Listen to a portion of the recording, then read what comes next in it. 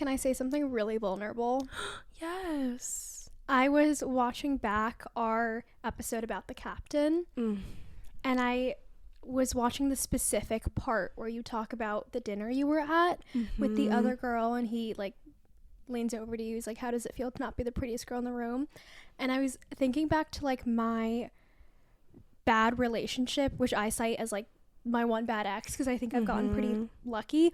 But I remember throughout that relationship, and I feel so bad even saying this, but I remember throughout that I felt like I was always thinking about how he was perceiving other women, no matter what room I was in. And like when I enter a room, I love seeing a bunch of girls there. I'm always thinking like, who do I want to be friends with? Like, I really resonate with women. I find them like so inspiring and exciting. And during that relationship, if I would ever walk into a room full of smart, interesting, pretty girls, which like girls are, I would feel so like small and insecure. And I felt like he stole camaraderie from me. Like he stole my love of other women. And I don't even know if I can say that, because like a man can't take that from you. But it really felt like this thing I love so much about myself, I lost. Yes. I gave up. Yes. Totally. Like I would walk into spaces till months after the relationship and be like, who is his type? Who is he thinking about? Like, who am I in competition with? And like feel like this deep jealousy. And with the jealousy came this like deep shame. Yeah. Because I felt so embarrassed of being like constantly in competition, which is not a way I like to live my life. Yeah, it's interesting because we're so different in that way. We're like, I didn't learn to undo my internalized misogyny until I was like 22. You grew up in a very like girl different environment spaces, just different environment, but like I had to unlearn that behavior. And I will never forget, this was something that really stuck with me, and this was also kind of my poetry era, and I was really trying to write a poem about this feeling, and I like couldn't get it out. But it was very much along the lines of like, one of the most evil thing men did to women, in my opinion, is like cage us from one another, because the only person who understands what it's like to be a woman and go through these feelings and the jealousy and the body dysmorphia and all of it is other women. And the way they like pit us against each other kind of created such a like isolated It others you. It others you from people who are your own. I can't imagine what my life would have been like if I had stopped hating women at a younger age. I didn't have friends. I didn't have friends that were men or women.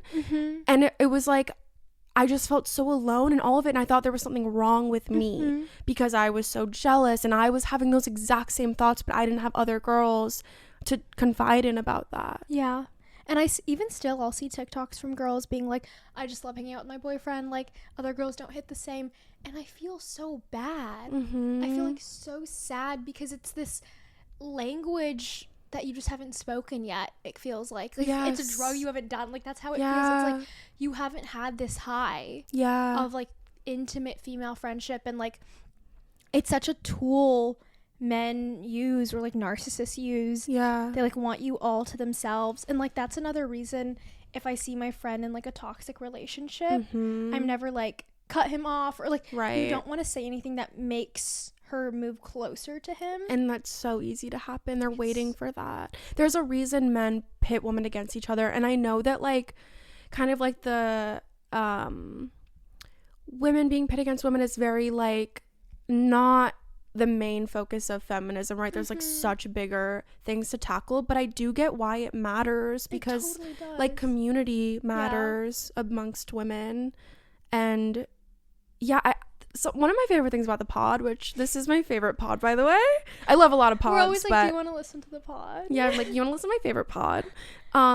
Is how different we are and how different our lives have been. And like, we just have such different perspectives. And I just love that like, you're someone who grew up loving women. I'm someone who grew up hating women. Now I date them. Not to say that I like loved women and I was perfect all the time. No. I had like severe jealousy, and like I was a bitch, like totally, you know. But you grow out of it. At like a younger age. I think everyone goes through that period where you're like, God, I hate other girls.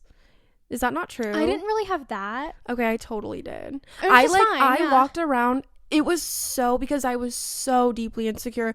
Every single girl I would look at, I would pick apart what made them better than me almost. Everyone felt like a threat. Everyone was a threat. No one was a friend. I feel like you see other women as friends. And I do now too. But I didn't before. I was like scared of them. Yeah. And I wanted to like... Do you think there was also an element of that? Somewhere deep down, you knew you were maybe gay. I think about that all the time. I think sometimes you overcompensate with like, Overcorrect. I hate women. Like, I'm not into them. I hated them, yeah. It's like all my friends, I think now who are gay, are always telling me like they used to walk past Victoria's Secret and like not look at the models. Yes. They were like, no one can catch me looking at them a little too long. Or there's like all these little tells. Yeah. I think and if you say you love women and if you like pay attention to them, it's like, I'm not gay, guys. Like, I just like, it's almost you're overcompensating and overcorrecting and being like, no, I actually hate them. No, literally, I think about that all the time, because me undoing my internalized misogyny was the exact same time I realized I was gay. Yeah. It's like, what came first, the chicken or the egg? I'm not sure. But a huge thing for me in my life, which we should talk about at some point, is like my jealousy. I'm a very jealous person. Not as much anymore, to be honest, but when I dated men, I was so jealous specifically of their ex-girlfriends. I would obsess over someone I was dating's ex-girlfriends to the point where I had like a parasocial relationship with them. And you become a fan of them. You become a fan secretly. I remember this one guy I dated. I'll still check up on like ex-boyfriends, ex-girlfriends. Right. Because at some point I used to love you become a checking fan. Yeah. You become a fan. And literally. they're always like really cool and interesting and it beautiful. felt like this. Yes, it felt like an excuse to constantly be checking in on them when really it was like, are you just obsessed with them? Like I don't know. It was, yeah, I do think there was an element of that for me where I was like a little bit attracted to them. And because I was attracted to them, I was like, well, they're probably attracted to them too. And I'm jealous about it. Because I don't feel as crazy with women. I'm still a little crazy. I'm not perfect. But you can't ask everything of one girl. No, like I can't have it all. But it's like the book I'm a Fan by Sheena Patel. Which we need to talk about. We should book club that too. I feel like we've talked about book clubbing a lot. Yeah, how do we book club? I think we tell people to read it and then like a month later talk about it. Yeah, make sure to follow us on Instagram. Not to be like follow us and like our whatever. Which, if you haven't noticed, we literally haven't said We're kind of like anti doing that. Yeah. But we probably will post the book club on the Instagram. Kiss pod. They keep marking us as spam, so hopefully if we like get if you followers, could just like pretend like you like us on there, that so would Instagram be doesn't delete our account, that'd be huge. Yeah, I'm a Fan is so perfectly captured that feeling of obsession where it's like, do I hate you or do I love you? I don't know. And the way, like, I think it's really hard to talk about social media and write about social media in ways that don't feel like utterly cringe. But she does it so beautifully because you're like in her brain. The idea of like, you can have access to this person at any time and really like look at them, look at everything about them, like analyze their body, their face, the way they pose, their captions, what they say, who comments, what they respond. Like, it's too much information. It's too much. And we shouldn't have access to all that. I couldn't agree more. It's insane. Yeah. And it's so hard not to get I don't get swept up in it anymore as much, but I used to like obsess over people's social medias. Can I ask you a question? Yes. Have you gotten girls messaging you and being like, they used to be that position, like you were about me? Never. Really? Well, I don't really check my DMs like that. I think that's so healthy. No, yeah. I used to get really scary ones from men and I had to stop looking. Wait, have you got DMs like that? I have, and those are really insane. Wait, what does it say? Where it's like, we both have been out with this guy and I used to feel like insecure looking at your page. Aww. And now that it's over, I can like see things clearly. Yeah. And it's always just it like really screws with my head and screws with me mentally. Because to me, I'm me and I'm like this like deeply flawed, complex person who has also had like ugly feelings. Right. Not that that's an ugly feeling, but you know what I mean. Yeah. But like feelings that I'm uncomfortable sitting in. Yeah. But I feel so guilty for being the cause of someone else's comparison to someone online, or like comparing their healing or their lifestyle or their body, like, because it's like I'm doing it to other people. It's just this chain. Yeah. And no one knows. I remember you said something on your podcast once that really stuck with me, which was like, when you're jealous of someone, like if you wish you had their life, you have to remember you would get all the bad stuff too. That, like, you said it better than that. There are two things that have cured jealousy for me. Like I used to be a pretty jealous person, and now I'm like not You're really. not very jealous now. Like every now and then I'll have a little like ding, and it's like that's an emotion. Human. And that's fine. But I'm not like plagued by it like I used to be. I'm loving the word plagued. Have you noticed? No, it's huge. Yeah. But the two things, the first one was like, if you are jealous of someone, you have to be jealous of you have to be willing to trade every single thing about their life with every single thing about your life. Every laugh you've ever had, every good meal you've ever had, family, any love, any giddiness, any bad thing, you have to be willing to trade for every laugh they've ever had, every sorrow they've ever had, anyone they've ever lost, everything about their life. You can't like pick and choose. It's not Build-A-Bear. I can't be like, I want her body and her hair and her job and her car and her boyfriend and this and that. Yeah, no. It's not. It's like no one has a perfect life. No one has a perfect life. Right. And like you're not going to be able to like pick and choose what you want from other people. And then when I say this, people are like in my DMs like, oh, I would trade everything with Kendall Jenner. It's like, you don't know everything. You don't know that. She's probably miserable. I hate to break it to you. Literally don't know anything about her. Yeah. Other than like what her Instagram feed looks like. And think about your life versus your Instagram feed and how dissonant those two things are. It's so weird to think of yourself as the girl someone's jealous. Like I've never got a DM like that, and I've never pictured myself as someone who. But you 1,000,000% are. And like I've seen people comment on your stuff like, I wish I had your life, and like I wish I looked like you, and like all these comments that insinuate comparison. Because then I come home and cry to you about the way that I look and this and that. It's like there's just no winning. There's just a chain of horrible comparison, and like I know I feed into it. I'm posting my best photos. Same, of course. But I like want to acknowledge that like I don't know. I think it's tough because there's no right answer. And I love posting my highlight reel. I'll be honest. Like I love when I get a good photo of myself. And it's like, easier this when is you're going older. On the grid. Right. Yeah. I think that when you're younger, I don't know what it is about being young. I get that when people are like, oh, in your 30s, it's the best because you're like so sure of yourself. Like I'm not in my 30s yet, but like I'm already getting to that place where I'm less plagued with the comparison and the jealousy. Like it used to be an all-consuming thought for me every second of every day. Can I tell you my second thing? Yes, I was gonna ask. I actually think this will really help you. I don't know why I've never Thank told God. you this Oh my before. God, wait, I can't wait. Me and my best friend college Maya used to say this to each other all the time because we were both like going through it. No one is me and no one is you. And this sounds so simple, but if you think of anyone you've ever met, this was happening to me when I was like being very friend jealous. When I was like, I more than like romantically jealous, I get friend jealous. I'm like, are they closer friends than I am? Which like, is kind of sweet. That happens to me a lot, which is so funny because romantically I'm like, I don't care. You don't care. Could not care less. Like I love it. Do whatever you need to do. But with friends, I guess there's like more insecurity there for me because there's less like choice of like being in an exclusive relationship with someone. Yeah. Like I'm a monogamy girly. So like in romance, there's none of that because I'm like, if they don't want to be with me, they just won't be with me. They'll be with someone else. So it's fine. But with friends, it's like they could just hang out with anyone else they wanted to. So I'm so plagued by like plagued. Good girl, word. choose a different word. No, that's the word of the day. Okay, word of the day. Plagued. But I just feel that emotion so strongly of like, do they love me like that? Do they laugh with me like that? Do they think I'm that funny? And we would say this to each other all the time. We would be like, no one is you.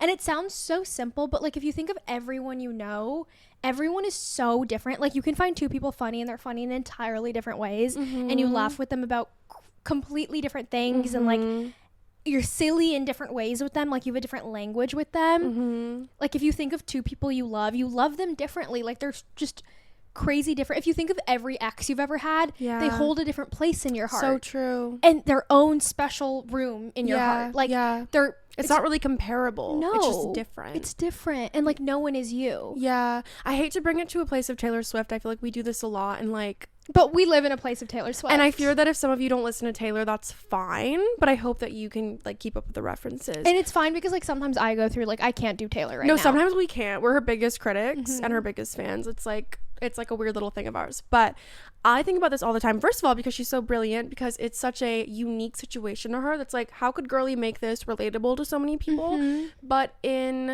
I think it's time to go when she says, he's got my past frozen behind glass, but I've got me. Oh, I think about that all the time. I don't know what it is, just little things where I'm like, I have me. I have the brain that did these things. Like, I remember I went through periods where, like, and this is so fucking petty, but when I was doing really well on TikTok with certain videos years ago, people would, like, do very similar videos and start doing really well again. And it's like, okay, but I have the brain that came up with that first. It's fine. Like I am me. Also, you can get the recipe, but you don't have the sauce. Right. And also there's, like, enough to go around. I'm so tired of, like, I have such a, like, scarcity mindset sometimes, but it makes the pie bigger for everyone. Who fucking cares? It's hard with influencing like a lot of careers where you see the metrics, though. Oh my God, it's awful. I feel the same in, like, academia, where you can see how many citations someone else has versus you. You can see their, like, it's called an H index, or, like, you can, like, see these really specific metrics so you know where you stand in terms of relevance and success.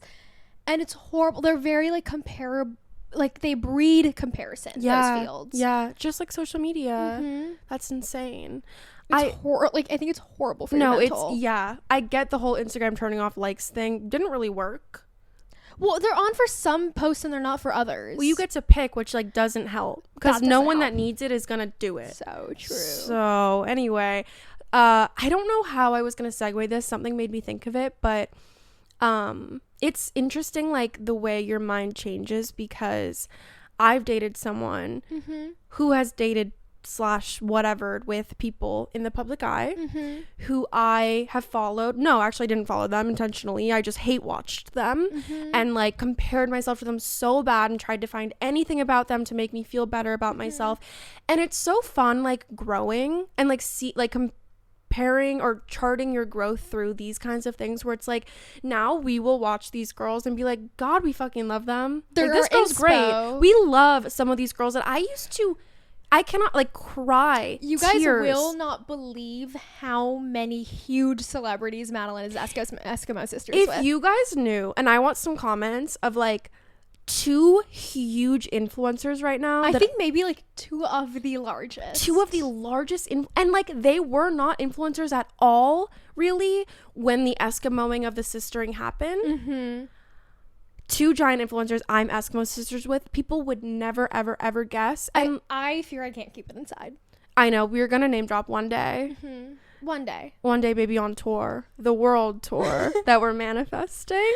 But it's crazy because I used to, like, actually cry real tears over them. If I saw them on my thing, I would click not interested. Like, I was sick over it. And now I actively am, like, liking, commenting, like, love them. Like, love we'll these talk girls. about both of these girls all the time as, like, geniuses. Like, they're our inspo. Like, they're genuinely marketing geniuses. We love them. And it's just like, there's a version of me in the past that could have never done that. And I'm so proud of I don't know what that is. Just, like, confidence in myself and, like, realizing that other women aren't the issue. Self-worth. It's like, those girls did nothing wrong. It's not their problem. Me sitting around feeling sorry for myself and comparing myself to them is literally not getting me anywhere at all. It's also, like, that guy had great taste. He had great taste. Maybe a Midas touch we talk about often. So he, like, at least I'm amongst them. That's kind of a compliment. Like, they're great, beautiful, smart, funny girls. Imagine if you heard both of their names and you heard that someone was with both of them. You would be like, oh my God, he only dates such incredible, beautiful women. Yeah. Isn't like, that's what you would see, right? Like, it's crazy when you're in it, you view it completely differently. I'm like, I was the misfit of them all. That's what you think. I want to do an entirely separate episode about self-worth so badly. We need like, to. I'm very passionate about it. But it's so interesting that anything you are talented at, you think is, like, just everyone's been given that skill. It's sort of like, or it's like a stroke of luck. It's a stroke of luck. Like, the language you use to describe certain things is very, like, I didn't do anything. Like, dismissive. It's very dismissive of your own talent and skill and hard work and diligence. And, like, I'm sure other examples will come to me, but like when we even set up the pod, whenever you like Madeline does lighting and camera and like positioning and everything, and she's like, everyone could do this, like it's nothing special. And I'm like, no, you do a brilliant job. I'm like, I'm connecting these 2 mics to a laptop that never works, sorry guys, but like you like set it all up so fast. And you're like, anyone could do that. And it's like, no, anyone couldn't. Otherwise, everyone would. That's like a stupid example. But like growing your Instagram following to 500,000 before TikTok was around and before Reels were around. Like people weren't really doing that. Yeah. Becoming a model like, out of a small town in Illinois and moving to LA. Like people aren't really doing that. Yeah. And I am always like, oh, well, it was this, it was that. And like there is privilege and luck that plays into everything. Of course. Right. But yeah, it is like, I don't know. I don't think men would dismiss everything. I think men take credit for things they didn't even do. Yeah. So maybe I should men start. Men will see like, then this is like backed, but men will see if they fit like 40 to 60% of the requirements on a job posting, they'll apply. Women won't unless they fit 100% of it. Men are calling themselves founders left and right now. And in this economy, everywhere I see they're a multi-half and they're a founder. And it's like, what did you found? Right. You had an idea. Right. Oh my, I have a friend who started a company and like got on TikTok to promote it, and everyone calls her an influencer. Not that that's like a bad word or that there's anything wrong with that, but she had like a male counterpart who got on TikTok and everyone was like, what a genius marketer. He is such a good founder. He's marketing so well. It's language. It's always the genius. It's always the genius. It's literally always, it's like, I think that also affects the way you talk about yourself. It like does. even the like, I was just a model. No, you were a model. You were a career model. Right? I'm like, I'm just a TikToker. It's like, yeah, but I'm building an audience that brands would pay a lot of money to build.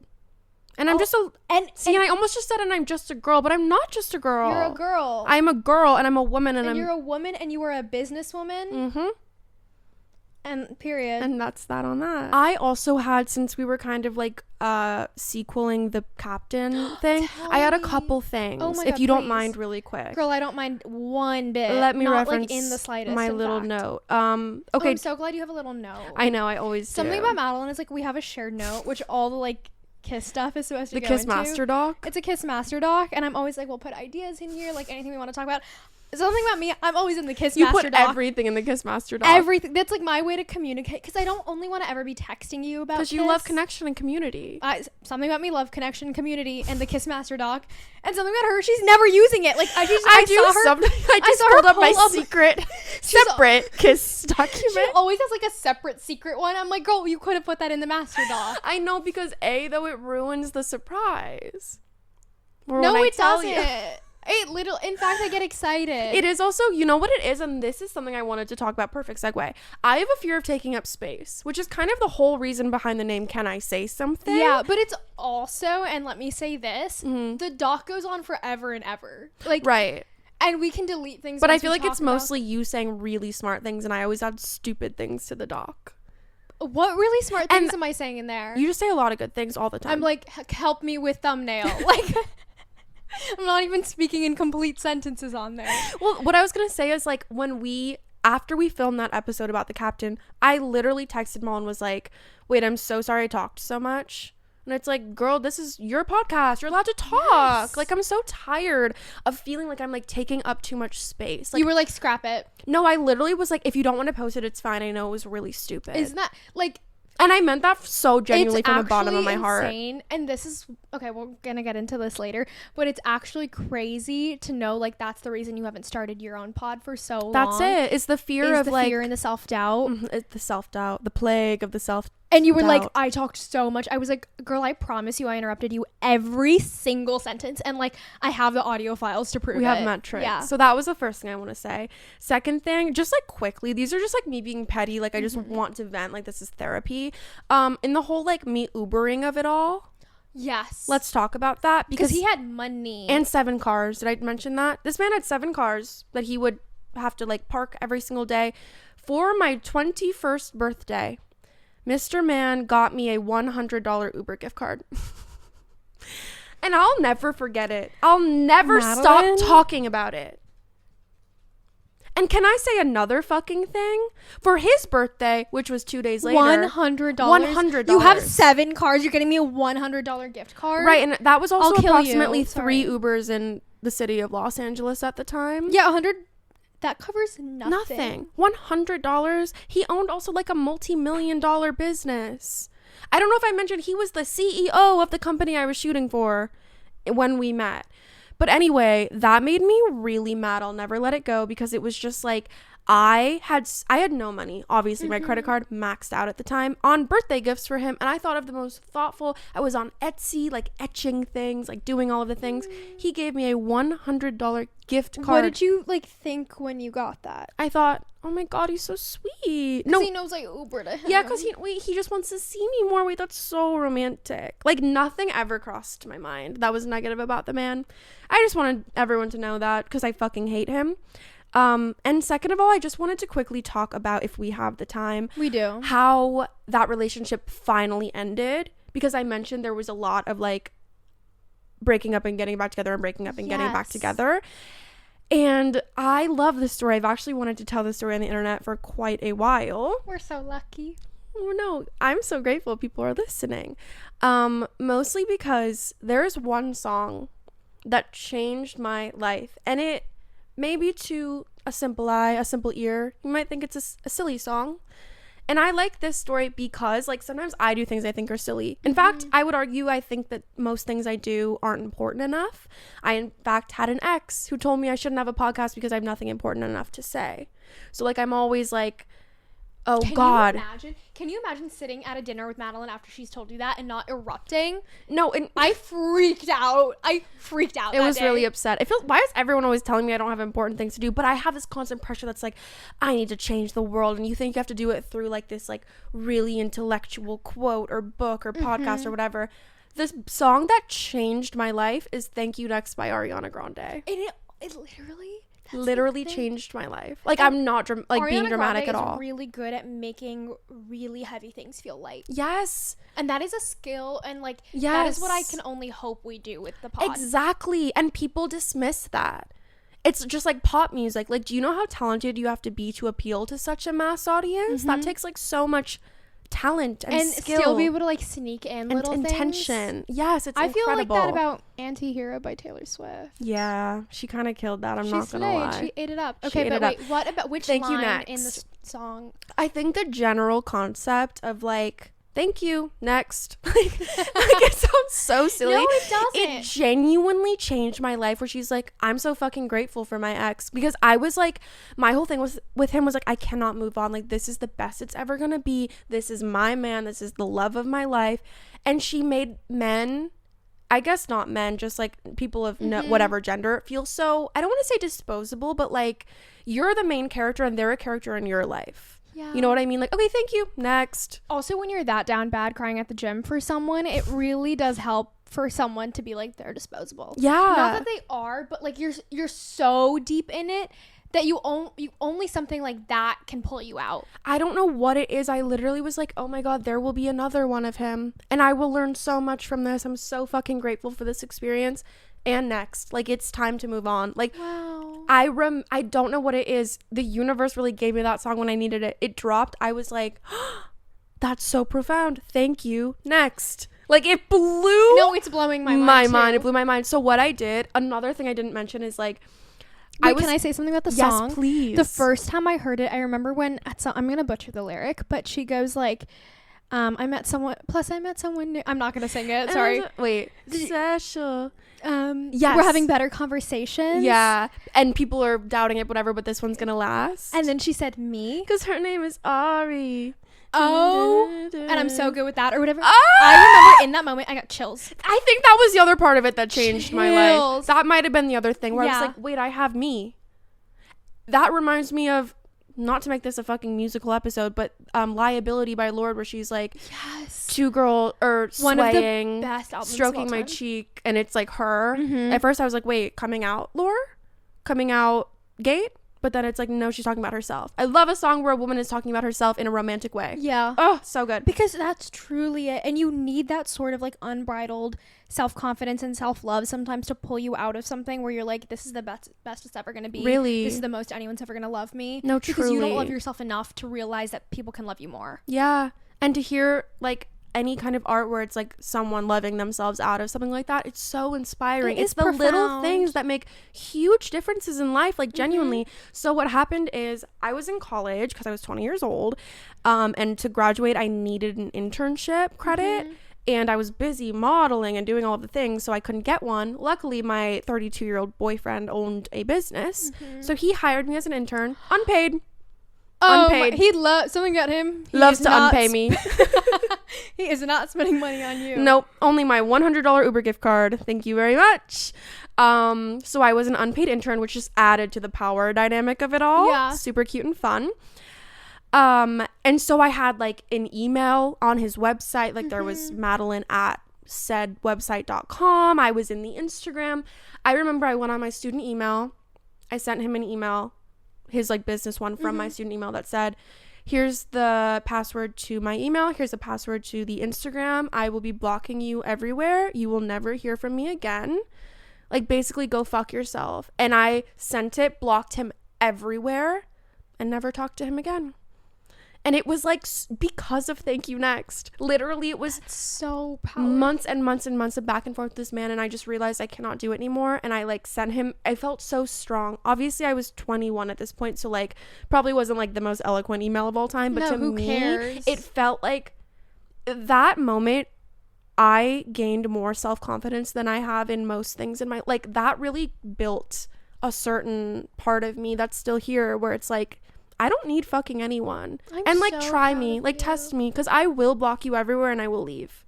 Can I say something? I really think men don't respond to anything but a drastic change in behavior. So true. You can't love them harder. No. You can't change yourself enough. You can't be more forgiving. Right. Or more patient. Or I'm going to get better every day to be with. Like, the 1% better every day thing was not about men. Like, don't get 1% better. If anything, get worse. Like, I'm sorry. Get worse. Yeah, test them. Test them. That could be a whole different episode. We're big on whatever. We could get into that. I want to get into it, but we can get into it. But I think the only thing men respond to is like something drastic where it's like silence, right? Or like I've moved on. Yeah, they need that. The most beautiful thing of it all, because I am a game player, not as much anymore, but like one thing about me, I'll play a game. One thing about the Kiss Castle, there's a lot of games there. There's a lot of games to be played. Chess starts with a C. I don't know how to play, but that could be. Checkers also starts with a C. Chinese checkers. Ooh. But like there was not an ounce of me that was like hoping he'd find a way to contact me or like think it was like a game to get his attention. I was actually done, and it was so freeing. And might I just add, that man emailed me for 5 years. I didn't tell you that ever. That man emailed, I don't know why he stopped. I think I figured out how to block someone on Gmail. Like literally emailed me for years and years and years and years, and I never responded. And I felt like the most powerful girl in the world. And you are. And I think I am. It was incredible. And I think in one of them he was like, I was honestly shocked and almost impressed when you blocked me everywhere because I thought you would never leave. They think you'll never leave. And something about women is a flip switches in them. And then you can't go back. That's how, like with my ex, it was one day I woke up. Yeah. I looked over at him. I said, I can't keep doing this. The bad one? Mm-hmm. See? That's so interesting. A switch flipped? No, a flip switched. A switch I always flipped. get it mixed up. Either way. Switch flipped? They're both right if you think about it. A flip switched, though, I think. In my head, it's a switch flipped. Okay, either way. Down below. Yeah. Debate in the comments. But I was just like, well, I like saw him like DMing a girl, which is like what happened. But I like saw it and I was like, and I'm done. And it was like so black and white. Yes. And there's nothing they can do at that point. You're like, it's the straw that broke the camel's back. If you want to throw an idiom into it. We haven't even told them about square peg round hole. We love square peg round hole. We hate when people try to fit a square peg into a round hole. Hate. And sometimes you just can't. Outside the Kiss Castle, there would be a really big sign that said no square pegs and round holes. Mm-hmm. And there'd be only round holes and only round pegs. Yeah. We are a round hole and a round peg. That's really beautiful. One of my other favorite idioms is every pot has a lid. And you're my lid. And I'm the pot? Oh, wait, no, you're the pot, I'm the lid. That's fine. No, we can do it the other way. We can both, for Halloween, should we be a pot and a lid? That's so cute. That is really sweet. Have to start planning our Halloween costumes. We should make it Kiss-related. Totally. And also, if you want to send any costumes to Frog and Toad, they're dying to get dressed up. Look at them. Look at their faces. And if we you're can like watching. interview them like they're on a carpet. Be like, who are you wearing tonight, Toad? Yeah. And then they'll be like, I'm wearing. And then we like say the person who name. made it. Isn't that cute? So cute. Loving. Okay. Do you want to talk about how why we started the pod? Because I don't know what you're gonna say. Okay, I'll just tell you what I'm gonna say. Tell me what you're gonna say, and I'll see if I have any Okay. commentary. I remember once we love watching a movie. Something about us. Love, especially at the theater. We love to go to a movie theater. Theater. That was like kind of good. No, that was I don't know, maybe really, it was really bad. good. I think it was really good. We went to watch Poor Things Oh, with true. Emma Stone in it, and something about Madeline is she loves to drive me home. It's so freaking sweet. I thought you were gonna say she loves to talk, because I was like, wait, I was talking a lot after that movie. But I do love to drive you home as well. You love to drive me home, and I remember the movie theater was not in the direction of my house. I live so out of the way, and you were like, no, I'll drive you. I love time with you. It was so sweet, and it was so ridiculously out of the way, and you're always like, no, like it's like kind of on. It's like I'm like, not it's fine. on I the just got way. gas today. I don't care. Yeah, you always have something that you say. You're like, no, I'm really awake. Like it's so silly, but we were driving home and we were like dissecting the movie, and we were talking about what we would be like if we didn't have shame, like if that was a feeling we never felt. Ooh. Because that's like kind of what the movie is about. Yes. She basically is like someone without that part. Like she's a little girl, Kid in an adult body. Adult body. Yes. We have a lot to say about Poor Things. Not getting into it right now. No, it's not. Because it's controversial. It is controversial, but I remember we like talked about it for 30 minutes. So in depth. We were telling each other stories we hadn't told before, and we were like, it was a very excavating conversation. And I remember in that moment thinking, give these girls some mics. And then I like never thought about it again. And I don't know how the pod came to be. Like, I don't know what day we finally were like, we're gonna do this. Yeah. I have no idea. Well, okay, wait, it's all coming back to me. I had this moment, I think we were in your apartment. For some reason, we were talking about pregnant women. Okay. Do you remember this? No. Pregnancy and like the isolation of like postpartum depression. Oh, yeah. I don't know what we were I'm talking. really passionate about this, funnily That's enough, for probably someone who why doesn't have then. a baby. Yeah, because I think we were having a really passionate conversation, and I think one of us said, God, we should have a podcast, or like, God, I wish we recorded that. That was a great conversation. Yeah. And that's kind of when the plant got seeded. What is it with these idioms? No, we should just start saying them wrong. Yeah. And that's like an act of feminism, because like, you know what I fucking mean. It's the communication of it all, and you know what it is also is I forgot what I was gonna say.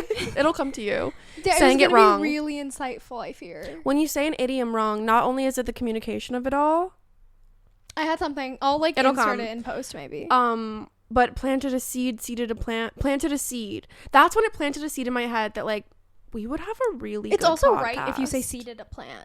See, and that's the thing about the idiom. all of them. They confusing can be wrong, and they make sense. Yeah. Right. People are really just like gatekeeping fucking words and language And idioms. Like grow up. Okay, Kissers classist. love idioms. Yeah, kissers love idioms. I wish idiom started with a C. Kidioms. Kidioms. The kidioms of it all. But then I remember we were in New York for the Met watch party. And The Met. Like the Met watch party.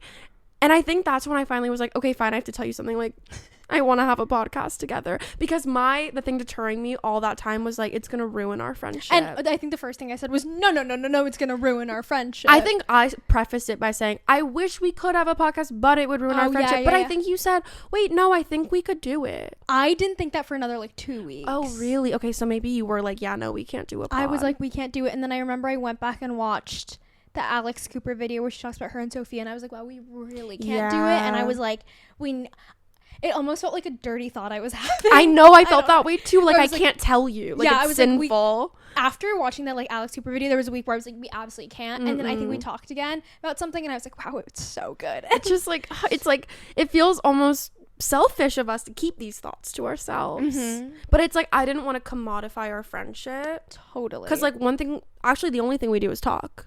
And this is allegedly on a like couch commodifying that exact thing. So I didn't want to do that. And also like I had recently had a run-in with a friend who became a businessy kind of thing. And it blew up in my face. So I was like, yeah, friends and business. The first don't time we mix. hung out, we talked about that. I guess when we were sitting at the crepe places when we thought of the name, is that maybe the day we were like, okay, let's start a pod? Yeah. After that, I was like, no, I think we could. Because that was a romantic day. We kind of went on a date. Because you brought me to that. Yeah, we went to the botanical garden. And I think also, I started thinking about like then I was thinking about a lot of positive friendships that have become podcasters. Like I listened to a lot of pods and I was thinking about that a little and I was like, wait, people do it. And then I was thinking about what traits they have that make them successful at being able to do it. And I was like, I think we have a lot of those traits. Like neither of us are greedy. We're not greedy. We're very communicative. Neither of us really have like egos about things. We also aren't doing this for like any kind of gain. Yeah, we both have our own like passions and like dream lives. This isn't like the end goal. This isn't our like paying our rent. It's literally just we already sit on the couch and talk, so we're like, maybe let's put it on the internet. Yeah. And so then it kind of felt like, okay, we could do it. And then after we came up with a name, it felt like everything started aligning in really crazy ways. The name made me really excited. Yeah. I think also up until then there was this part of me still struggling with like, well, should I, because I didn't want to let go of the princess and the patriarchy. I felt this like attachment to her. Of course. And I was like, oh, I feel like I'm like letting this idea go. But then it was like, if it was gonna happen, it would have happened by now, Miss Girl. Like I just wasn't gonna do it. Even every single day we do this podcast, I'm reminded how I would not be doing this if it wasn't for you, because you have such a like drive. I think I am a little scared of the comments because I know there's gonna be so many like, Madeline should have done a solo pod. She thinks that, and I think it's the opposite. I think they're gonna be like, God, Madeline's really dragging down the IQ of this pod. No one is going to say that. Well, we're gonna find out. But can you guys like please be nice? Please be nice. We're so sensitive. Yeah, cause some people are like, I don't care or whatever. We care. We care so bad. So please be nice. Please. Because I don't want to have to not read the comments because I love the community of it all. And something about me, I won't read anything like on my TikTok that gets more than like my average amount of comments. I don't read the comments because I'm like, that means it's gotten to new people and that freaks me out. And they're always a little mean. Yeah, so maybe our DMs will be our safe space. I don't know. We'll see. I don't know. I'm not like inviting anything, but like we'll see. No. I have a feeling the kissers are going to be the sweetest people on planet Earth. So I think so too. I think we're going to be okay, at least for now. Yeah. Open to comments, questions, concerns. Oh, all three. CCC. There's so many good C words. What are you contemplating? What are you critiquing? Ooh, like, love. Can I say something? 1, 2, 3. Mwah!